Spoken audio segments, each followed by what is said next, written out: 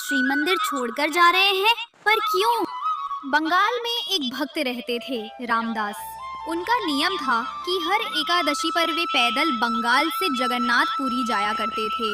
वहां जाकर वे सुबह समुद्र में स्नान करते, महाप्रसाद पाते और फिर रात को शयन आरती के बाद मंदिर के बाहर बैठकर कीर्तन करते। महाप्रभु जगन्नाथ जी उनसे बहुत प्रसन्न रहते थे और उन्हें अपार प्रेम करते थे।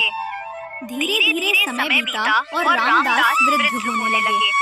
अब उनके शरीर में पहले जैसा बल नहीं रहा, लेकिन उन्होंने अपना नियम नहीं छोड़ा। उनका मन अब भी वही था, भक्ति में अटल। महाप्रभु जगन्नाथ जी को उस पर दया आ गई। जब अगली एकादशी पर रामदास पुरी पहुँचे और कीर्तन कर रहे थे, उन्होंने नेत्र बंद किए हुए प्रभु का ध्यान लगाया। तभी उनके ध्यान में जगन्नाथ जी प्रकट हुए और बोले, रामदास, तू अब पुरी मत आया कर, मुझे बड़ा कष्ट होता है। रामदास बोले, महाप्रभु, आपको कष्ट होता है, इसलिए मैं समझता हूँ कि अब आना ठीक नहीं। पर यदि अगली एकादशी को आप मेरे सामने नहीं होंगे, तो मेरे प्राण ही निकल जाएंगे नाथ। जगन्नाथ जी बोले, ठीक है, तो एक काम तो किया जा सकता है, जिससे तुझे पुरी भी ना आना पड़े और तू मेरा दर्शन भी कर ले। रामदास बोले, वो कैसे संभव है?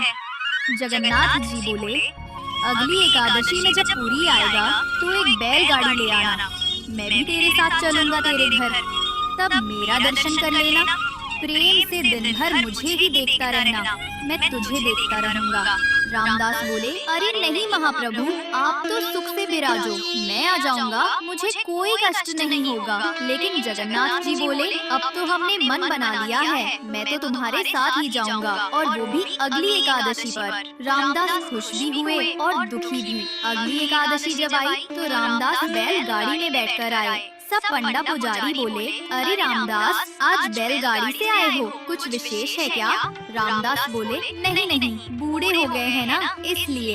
रात का समय था, शयन आरती हो चुकी थी। रामदास बैठे थे, प्रतीक्षा कर रहे थे कि कब आएंगे। तभी क्या देखते हैं, पीताम्बरी पहनकर, सिर पर मोर पंख लगाकर साक्षात महाप्रभु जगन्नाथ मंदिर से बाहर आ रहे हैं। और ऐसे ही नहीं आ रहे, अपने सब अंग वस्त्र एक पोटली में बांधकर रामदास के समीप आ रहे हैं। रामदास ने कहा, फिर सोच लो, चलना है कि रुकना है?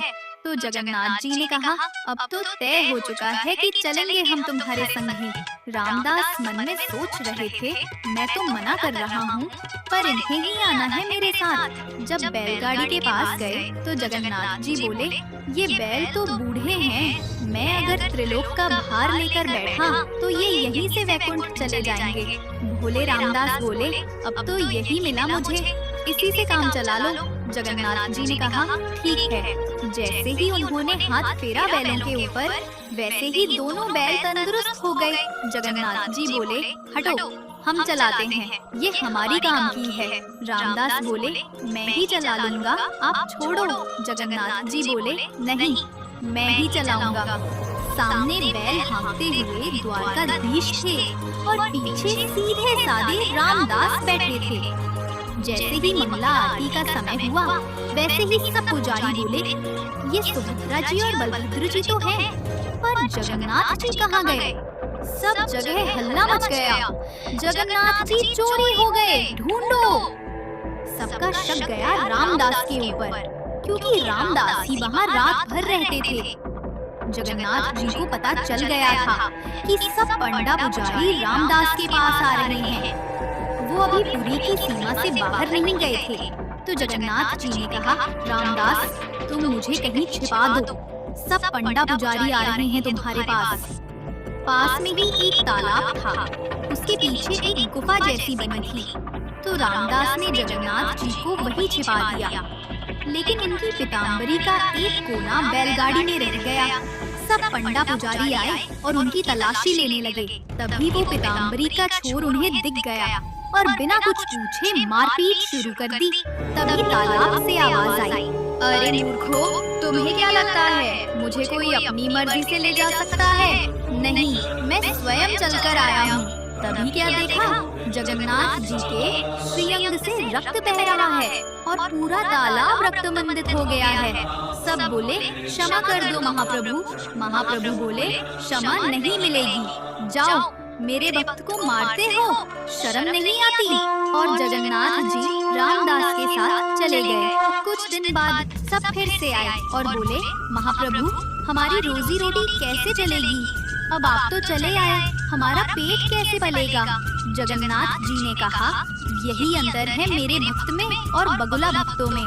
फिर बोले ठीक है, हम अपने भार के बराबर तुम लोगों को सोना दे देते हैं, तो हो जाएगा ना। सब बोले जगन्नाथ जी भारी तो खूब है, बहुत सोना मिलेगा। सब बोले ठीक है। जगन्नाथ जी बोले रामदास व्यवस्था करो। रामदास बोले ये गलत है, मेरे पास इतना कुछ है ही नहीं देने को, मैं कहाँ से लाऊंगा इतना सोना। जगन्नाथ जी बोले तुम्हारी पत्नी की नाक पर एक सोने का किल है, वो ले आओ और एक तुलसी का पत्ता ले आओ, बाकी हम दिखाते हैं, आखिर हम भी परमात्मा हैं। जैसे ही नापा गया तो उस किल से भी कम भार के महाप्रभु हो गए। और सब पंडा पुजारी से बोले जाओ ले लो अपनी जिंदगी, धन चाहिए ना तुम्हें। अब उन पुजारियों के पास कुछ कहने का मुंह न रहा, वे सब पंडा पुजारी खाली हाथ पूरी लौट आए। भगवान को कोई बांध नहीं सकता, पर प्रेम के वश में आकर वे स्वयं बंध जाते हैं। जय जगन्नाथ।